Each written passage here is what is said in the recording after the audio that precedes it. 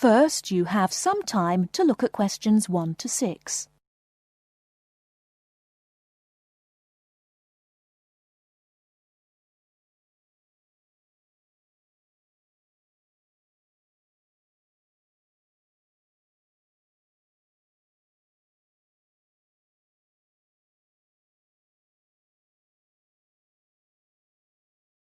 You will see that there is an example which has been done for you. Hello, my name is Dave Burns, and I'm here to tell you about the welcoming party we're having for new students. Unfortunately, the information on your invitation is inaccurate. We didn't have enough time to print new invitations, so I'll have to ask you to make changes. To start with, this isn't a welcoming lunch, it's a dance party. However, the next line is true. The party will be held at Blackwell House. Is everybody comfortable with that? The next line tells you when the party will be. Friday, June 15th at 8 p.m. But I have good news. The party will end at 11 p.m. As a result of this later end to the party, the bus will go later too. So it should read, free transport to the student hostel is available, leaving Blackwell House at 11:30. And of course, other students may attend, and all students must have their student ID card with them. I hope you can come to the welcoming party. It's a really good way to get to know other students and to learn what it's like to live in this city and to study here. Just one final change. Please let us know by Thursday if you can come. Now listen while Dave Burns gives instructions for students who are going to travel by car to the party. Before you hear the rest of the conversation, you have some time to look at questions 7 to 10.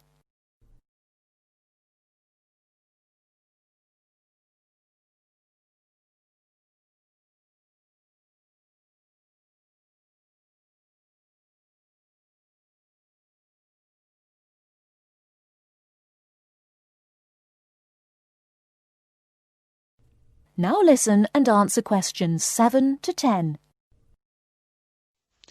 Some of you may prefer to travel by car, but I have to warn you about some changes to the roads. You will find there is a lot of new road work on Smith Street. The work will not finish for a long time, so we can be sure that Smith Street will be a problem. If you are coming from the city, you will be able to travel easily until you get to Blackwell Street, just near the college. As you know, Blackwell Street is very long. You should avoid the corner of Blackwell Street and Jones Avenue, because they are laying telephone cable. However, you can take a detour and avoid Blackwell Street altogether. The best thing to do is to pass the roundabout and take the first road on your left, which is Brown Crescent. Brown Crescent will lead you into the college grounds, so that's easy. I hope everyone has a great time. Bring your friends, and we'll see you on Friday. Oh, one final reminder. It's best to use the side door. The front door may be locked at 7, so come to the side.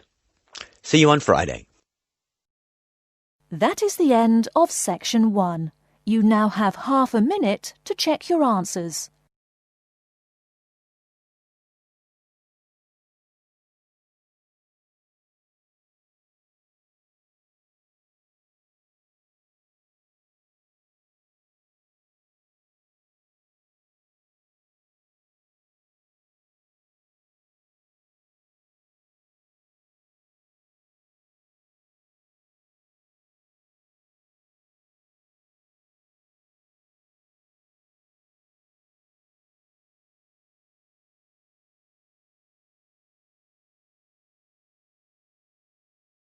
Section 2. In this section, you'll hear an introduction about ancient architectures. First, you have some time to look at questions 11 to 20.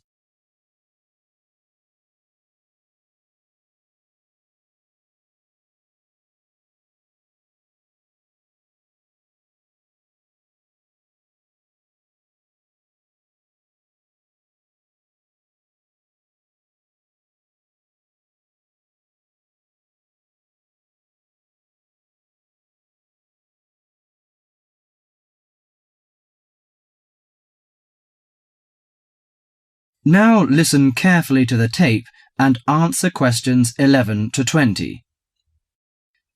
The architecture of the ancients often reflects the ideas and beliefs of that time. Some of the ancient structures can give us a glimpse into the minds of the people who built them. Now, Professor Francis is going to talk to us about ancient architecture. No story is more interesting or impressive than the story of architecture, and in particular the activities of human beings in the art of building. Let's have a look at this in some detail. Did you ever visit the pyramids? Look at this picture, please. The pyramids in Egypt are true wonders of the ancient world. Khufu's pyramid is a stunning 138-metre-high mass of 2.3 million stones, each weighing about 2.5 tons. It was built to geometrical perfection over 4,500 years ago, with simple stone and copper tools. It was so far advanced that some have suggested it was designed by aliens. Actually, there is an astronomical significance to the perfect precision of the pyramids. By using two stars that circle the sky polar point, Egyptian astronomers were able to arrange the pyramids due north. This was done because they believed the king's afterlife and the stars were closely related. They believed their pharaoh, that is, their king, had been transformed into another living being, a light in the sky in contrast to the darkness of death. OK, now let's look at another picture.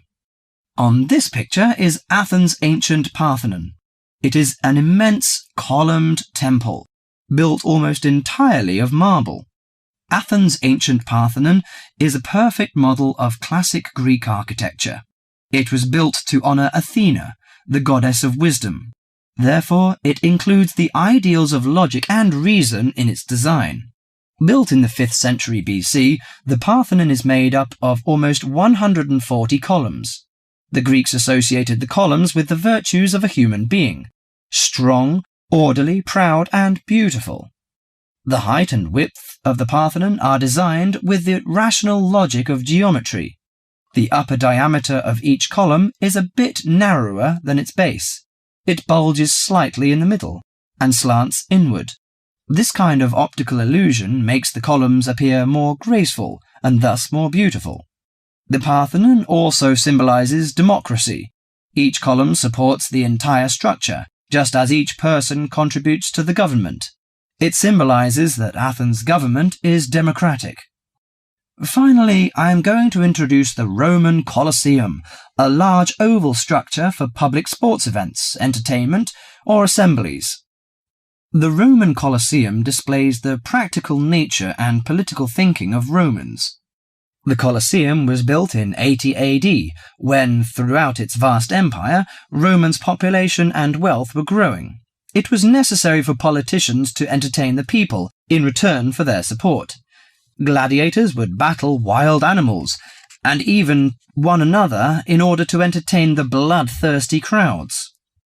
Constructed with tons of marble, the Colosseum stood 48 metres high. It has the capacity to hold up to 50,000 spectators. Spectators sat on the lower 3 levels, surrounded by towering roofed passageways. On hot days, a cover suspended from the top story provided shade from the sun. Ancient architecture gives us a sense of the different societies that build these amazing monuments. Through it, we can imagine what life was like when those civilizations were flourishing. That is the end of section 2.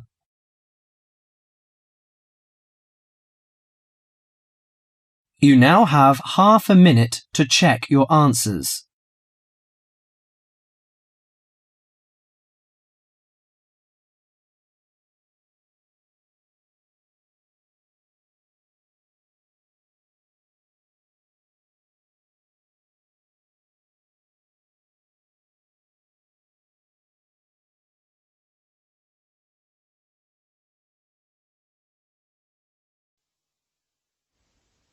Now turn to Section 3.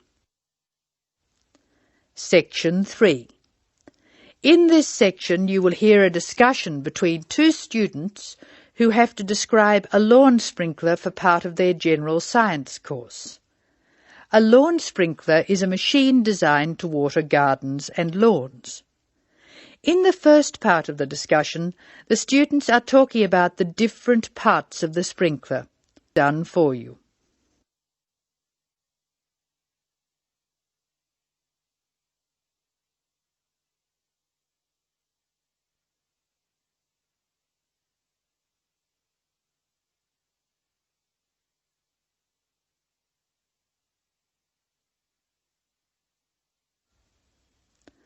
Now listen to the conversation and label the parts of the sprinkler on the diagram.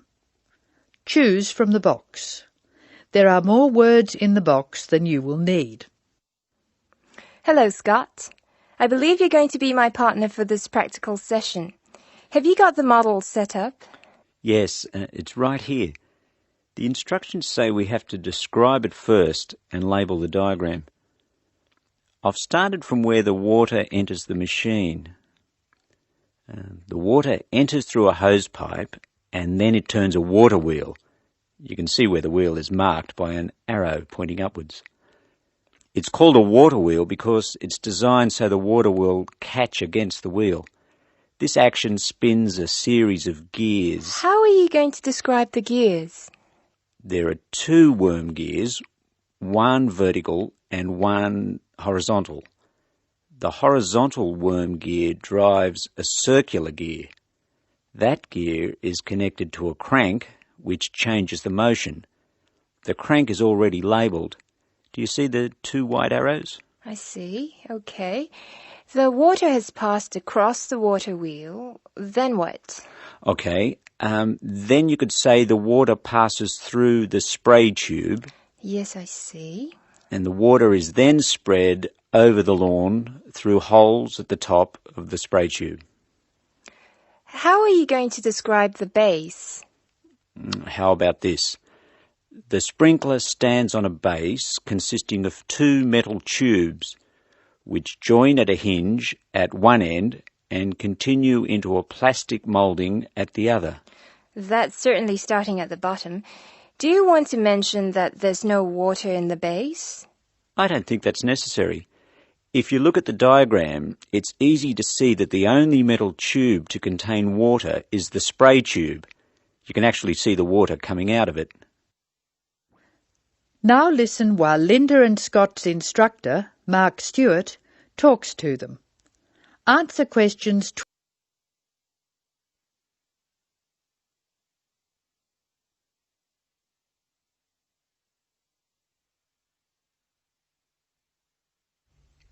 Hello, Scott, Linda. I'm glad I caught you before class. Did you know about the change in examination schedule? Change? Yes, the last day of examinations for your group will be December 2nd instead of November 29th. Is that definite? We were told they'd be on November 26th, and then there was a rumour they'd be on December the 1st. The schedule's gone to the printer. There can be no changes. It's definitely December 2nd. That's a relief. I'm going to the US on December the 4th. Are you one of the exchange students? Yeah. I'm really looking forward to studying there. Do you know if their general science courses are anything like ours? It's not very likely. Actually, all basic general science courses are fairly similar. You'll find you're behind in some things and ahead in others. I wouldn't worry too much about the course. You've been doing well on this one. Linda, have you finished your assignment yet? I'm nearly there. I should be able to give it to you on Monday. That's good. I can't let you have another extension. I was really grateful for the extra time you gave me. That was a really big assignment. Well, I'll expect it next week. Now, would you like to hear the details of the timetable? Oh, yes, please. I've just finished putting it on the notice board downstairs. Basically, you'll have 4 examinations. General Mechanics is in the morning of December 1st. Physics and Maths are on the afternoon of the same day. Communications and English are on the morning of December 2nd, and Earth Sciences in the afternoon. All over in 2 days. Yes. I'll miss teaching this class. You're all good at expressing your views, which makes for an interesting class. Some of the other first-year classes won't talk, and they're rather boring to teach. That is the end of section 3. You will now have some time to check your answers.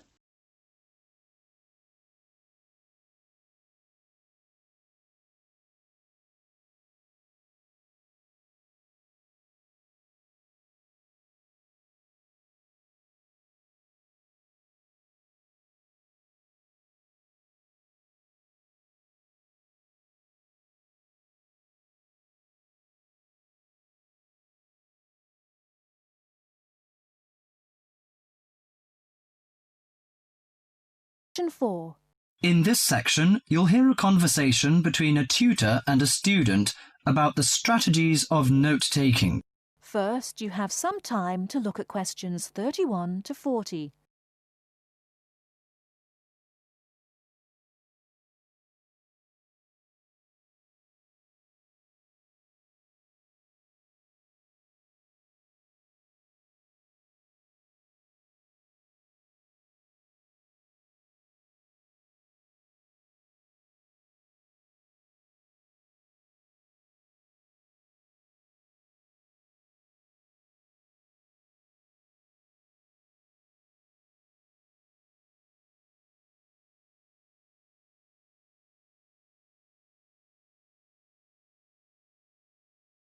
Now, listen carefully and answer questions 31 to 40.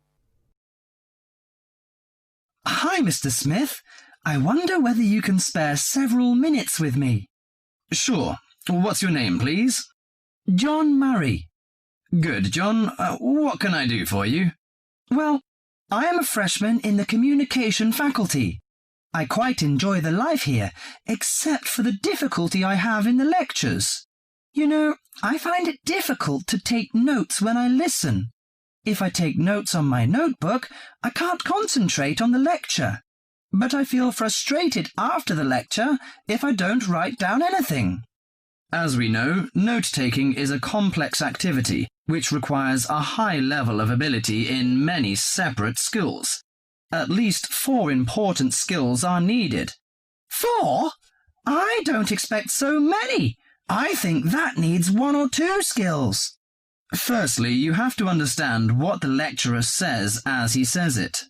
That means you should try to develop the ability to infer the meaning of unfamiliar words from the context. You cannot stop the lecture in order to look up a new word or check an unfamiliar sentence pattern. Yes, that puts the non-native speaker like me under a particular severe strain. Often I may not be able to recognize words in speech which I understand straight away in print. So the ability of inferring is important. Of course, you won't always be able to do this successfully. You must not allow failure of this kind to discourage you, however. It's often possible to understand much of a lecture by concentrating solely on those points which are most important.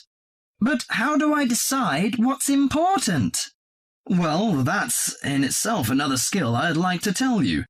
At first, the most important piece of information in a lecture is the title itself. If this is printed or referred to beforehand, you should study it carefully and make sure you're in no doubt about its meaning. A title often implies many of the major points that will later be covered in the lecture itself. It should help you therefore to decide what the main point of the lecture will be. Besides the title, what should I pay attention to during the speech? A good lecturer often signals what's important or unimportant. He may give direct or indirect signals.